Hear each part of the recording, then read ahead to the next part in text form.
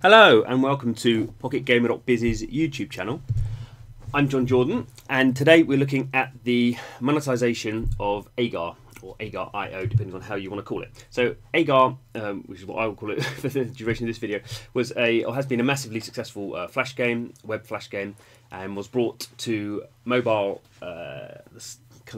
spring last year, about a year ago, by Miniclip, who obviously worked with a lot of flash games and have brought the most successful ones over to mobile. So when it first came over, I'm going to quickly show how what Agar is.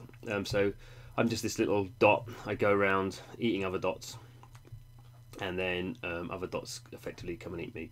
So we're not really bothered about this. So just so you can see, there's a few other things you can do. You can split in half. Oh, doesn't want to split in half. Maybe not big enough yet. Okay, I got eaten. So there we go. That's the basis of the game. So there we go. Mass result. So it's about a mass. So it's about creating the biggest mass. So you can see how many I ate, how many other cells I ate, how long I lasted. Okay, I can share it. So the big problem Miniclip had with Agar was it was massively successful. Millions of downloads, really strong retention. Everyone loved it. One of those arcade games. Really strong virality. Didn't spend any money on user acquisition. So super happy about that. Obviously, the only problem is how do we make money? So when the game came out, basically that was the game. There was no monetization in there. So the obvious thing to do is to add advertising. So that was the first thing that you add, and rewarded video is one of the big things, although not actually looks like in this at the moment.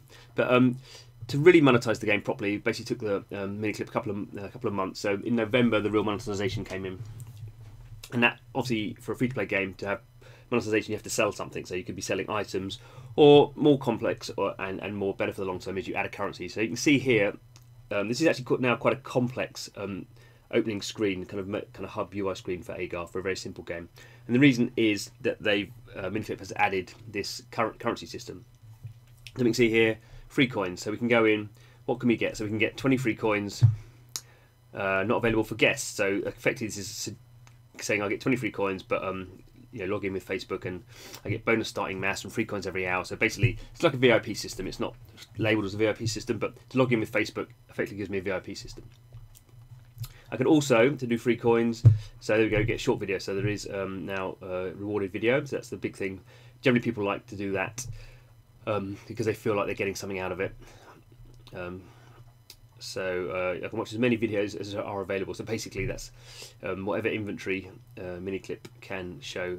Often, because most games, or a lot of games will limit this to one video every 4 hours or something, because just people will otherwise just watch free videos all the time.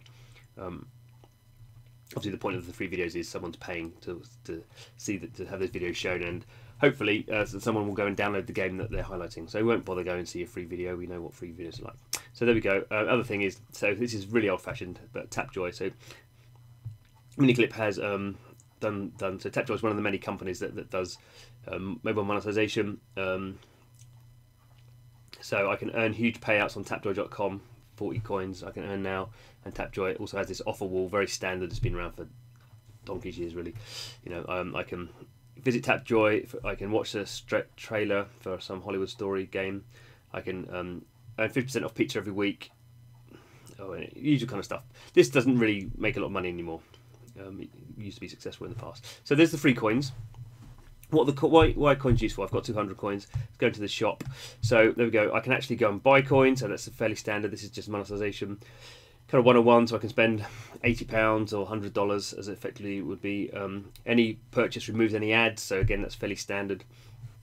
The smallest I can spend is £1.50, $2. Get a few coins. You can see it's got some sort of discounting system to try and encourage me that I get, obviously, as ever, these things tend to be, if I spend $100 I actually want a bit more, so I actually get 80% extra. That's the best deal. Supposedly the most popular one is the £40, or what's that, $65.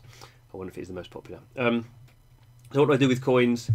I use coins and I can get some skin. So this is just the little dot has this skin on. You have to be a certain level to get so these are premium ones, they're veteran ones. I've only got a special one for Earth Day. So Earth Day was last week.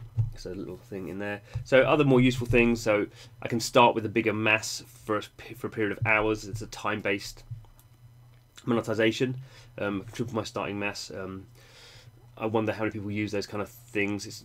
I wonder if it would be. I'm sure Miniclip have experimented with this stuff. Maybe if you did a permanent 5 $5 one that you got a ×2 for forever as a permanent item. Maybe that would work better. I don't know. I don't make games. This one's even more, not spurious, but kind of complex, I guess. XP boost. So as well as having a monetization system of these coins, there's also XP. So you can see down the bottom of the right of the screen, I'm a guest on level 3. So obviously, as we kind of saw in the shop, some of these things, some of these things were linked to your level. So do I really care to get to level 20 to be a lizard, to spend money to boost my XP? Probably not. I mean, the problem with kind of monetizing these kind of games is they're very arcade. I mean, there's literally no easier pick up and play game than Agar. So to put monetization into that, what is a kind of an arcade system which doesn't really have any progression like an RPG would have with characters, is quite difficult. So only Miniclip will know how successful they've been. Obviously, to a degree, we can see on data services like App Annie, and the game, you know, has been around the top 200 grossing. I'm looking at it now on Google Play, and that's in the US and Germany tend to be the big markets. And on iOS, again, similar. It's kind of touched the top 100, but not really stayed there. It's very, you wouldn't really expect it for this game. So I imagine Miniclip are kind of quite happy with what they're doing. The other thing they've of here is, so they've just got their own cross promotions. They're adding their own Basketball Stars game in there if you want to have a look at that. And it's kind of funny, if you look at the email, the news is we've got a game out, so that's a bit kind of not naughty, but a bit cheeky. And here we are. So kind of lots of different buttons that take us to the same thing. So there we go. So it definitely is difficult to have, particularly if you've launched a game that's free and is very just arcadey, and then how do you put monetization in there?